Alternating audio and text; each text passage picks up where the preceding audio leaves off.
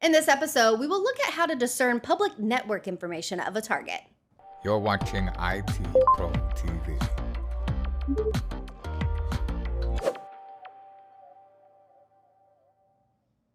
Hello and welcome to IT Pro TV. This is CEH. I'm your host, Kathy Chambers, alongside Mr. Daniel Lowry. Hey.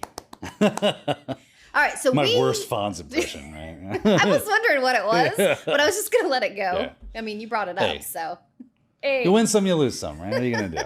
What are we doing today, Kathy? Well, we have been talking a lot about footprinting. Yes. Right? So, that's a whole domain here in CEH. It is. I've got that down. Yeah. Now you're throwing something new at me. As we do. So now I have to learn some more. We're talking about public network information. Yes. All right. So how does all that work together? Yeah. Real quick. Again, this should be kind of old hat for anybody that's made it this far in their career. They want to get into security things, and specifically with ethical hacking, kind of a foundational thing that you should understand the difference between public and private networks. And specifically when we're targeting an organization as an ethical hacker, right? We're coming in, we're going to do a pen test, we're going to do vulnerability assessment. Understanding their public-facing network is going to be an important part of that, right? I need to know what it looks like for an attacker who is on the outside, on the internet, to what's available to them. What's the smorgasbord, as it were, for them to pick from as far as public-facing network stuff. So this might be their website, this might be mail, you name it. It could be a bevy of different things. Those are probably the two most common, right? So that being said, I want to know what that is. Again, I'm allowed as an ethical hacker to work in scope, and anything out of scope, I do not have access to do. So I want to make sure that I don't, tread on somebody else's yard, because that can get me in jail. So this is also a really good activity for us as ethical hackers, because now I know exactly, I have verified the fact that this is something that they own. I've done the proper queries to verify that that is true. And I'm only dealing with those things that are in scope for me as the assessor. All right. Now, one of the best ways to do this is through ARIN, right? The American Registry of for Internet Numbers, ARIN. And it uses a thing called the RDAP, which is the Registration Data Access Protocol, to basically do these queries. Hey, you've registered this information with this lovely organization, and now I just have to query it to get some great info back that I can look through. Again, as Kathy's has pointed out, is we are in the footprinting stage where we're doing reconnaissance. We're learning everything we can about our target, so we don't want to leave any stone unturned, so we can jump to this. Let me get into my computer here, where I have already gone to ARIN. There it is, right? Pre-game that for us. And what we're going to do is I need an IP address, right, to search for the site or the who is. And I guess I'll just go for us again, right? So if I do our NS lookup, like the for itpro.tv, I can get an IP address, copy, right? Jump back over, and it's pasty time into there, paste, and fire and forget. Does its lookup, and wait for it. There it is. Look, see, I'm seeing the net range.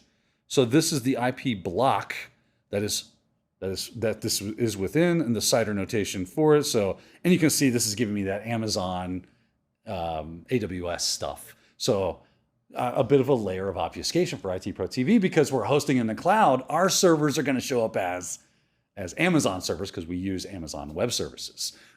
So that can be a challenge, but at least I know that. And I know that if I start targeting AWS, they're a little bit of a bigger fish to deal with if I were a true threat actor, right?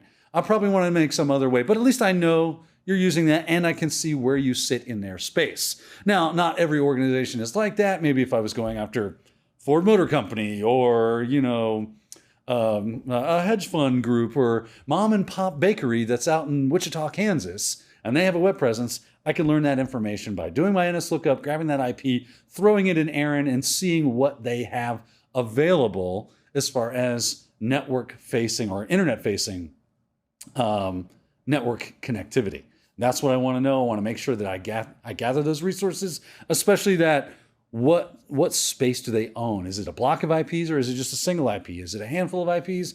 Are they over the place? Maybe I want to go through each one of those if I had multiple results in my NS lookup and go on and so on and so forth. Just make sure you do your due diligence and walk your way through this information. And it is a lot. We got some other things that are related to this, giving you more information, some addressing, that it's a registrant. So just make sure you walk yourself through all the information that does return. See if you can find anything interesting and helpful for you to target your target with. Target your target. Target your target. So how do we determine the route to the target? Yes, and determining a route is also just a good activity in general, right? Getting that information. How did I get from me to them? And what's in between? Anything in between could be useful for me, right? You never know, right? Because you might be hopping your way through something like a DMZ, a demilitarized zone, because some networks do that. Actually, a lot of them do, where they set up an area that they own that faces the internet, and it's kind of this ambiguous, trusted, untrusted kind of thing, because it kind of lives in both worlds. Anything in the DMZ would be visible by the internet, so therefore it's untrusted. But it has visibility into the internal network, the private network as well, so therefore there's some level of trust. So maybe I want to map those things out. It's always going back to the idea of mapping out the network devices as well as I possibly can, and getting the information about maybe making a determination of, oh, maybe that's a firewall, maybe that's a router, and that kind of stuff. And just doing a simple thing like a trace route can help us do that. So let's jump into the computer yet again, and let's go back to our terminal. And if I clear out and I do something like a trace route, so trace routes like so, and I do itpro.tv, I fire off, and there we go. Information comes back. But what does all that mean? Well, sometimes it's a little more informative than others, right? You can see that we've hit Amazon. Anything else other than that actually has some info in it? We can see that we're on cloudfront.net here. That's some information there, the CDN, I do believe. And then IP addresses. Maybe I can take those IP addresses and do further lookup information on that and seeing where I actually landed. But this is starting with my computer, right? That's my, or at least my network. It's telling me where it's going, what IP address it's going to, telling me it's a maximum of 30 hops, so on and so forth. How it got out, which was, this is our router. I say that's me. That's our router that gets me access to the internet.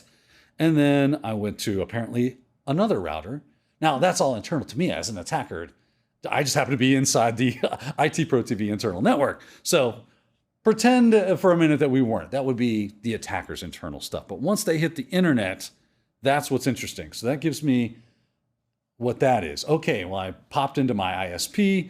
And where did I go from my ISP? I got to there. Looks like I'm still in my ISP. And then I finally hit Amazon. Once I'm in Amazon, I'm starting to get Amazon IPs. Okay, what are those resources? Let me see if I can map that out, make a determination what that is. A lot of times when you get these stars like that, it just means you either hit a firewall or something that didn't respond to the query. It made the hop, but it didn't give you any information back. There's a couple of ways that actually these types of queries are done. One is through ICMP and the other is through TCP. You can force ICMP by doing the same thing we just did, if I'm not mistaken, not clearing the screen. But if you throw a -I on it like that, capital I, and then sudo this. No privileges. Yeah, put your password in. See if I can do that correctly on the fly. There you go. And now it's using ICMP instead of TCP to make those determinations. So traceroute's a really good tool for trying to figure that stuff out. If you're in a Windows machine, it's going to be traceRT, which, if I'm remembering correctly, is ICMP by default. So really good stuff there. That's a lot of acronyms for me to know.